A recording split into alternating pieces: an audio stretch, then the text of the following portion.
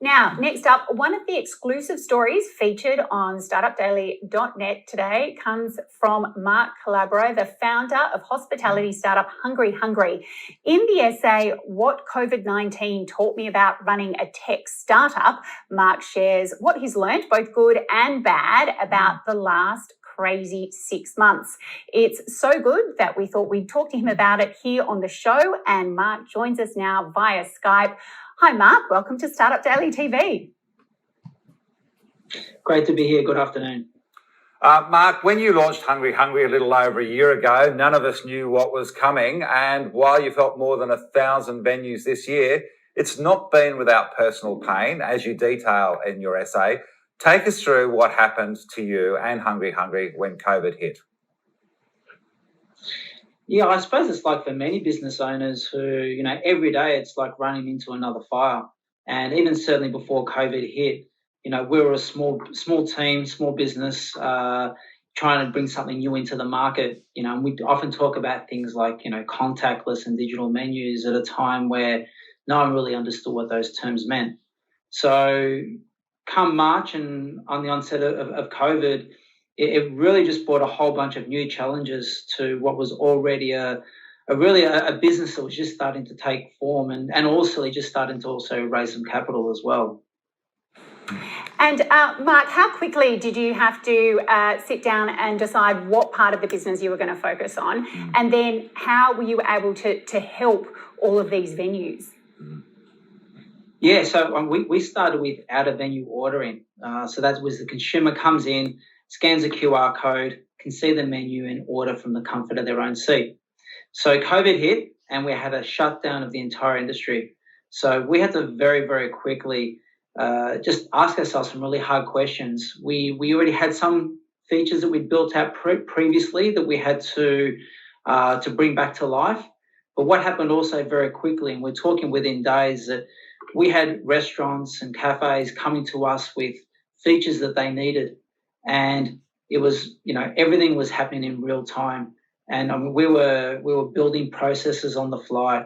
We were explaining to our staff how these features were going to be used and how we should actually train people on how to use them. So it was very much like being in a washing machine on full cycle, 24/7. One of the things you talk about in the piece is how you were jumping on Facebook to deal with some of the sort of anger that was blowing up because, of course, at the same time you were taking the onboarding process for customers down from 2 weeks to 48 hours. You guys were hammer and tongs all the way. And as you said, you were caught in the washing machine. What did you say to the team and what did you say to yourself in terms of getting through it? Well, at the start, we just generally wanted to get as many people and help as many people as we could and get them onto the platform. We hit a point there where we had that much traffic on the platform, and of course the servers were really struggling to cope with the load, that we had to make some pretty hard decisions. And we're lucky we had some great advice from an incoming chairman who'd been through some similar type crises, and we just had to really just pull the brakes on how we're onboarding.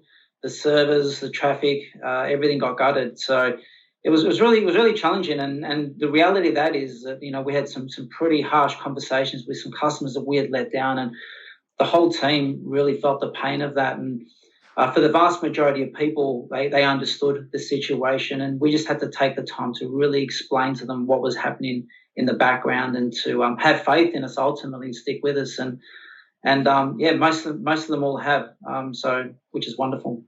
Can I just ask on that front, did that personal touch change it as opposed to someone yelling at you on Twitter?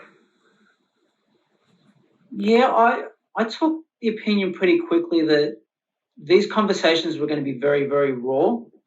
We were watching, of course, a lot of the social feeds, and as soon as we'd see someone say something, we would, along with other team members, would very quickly jump in just to start a conversation. And naturally, you want to take those things offline, but we're very, very proactive to front up and just offer people the explanation of what we were doing. On that crazy period of a couple of months ago, what do you think is the biggest thing that you learned about managing a business through a crisis? Where do you start?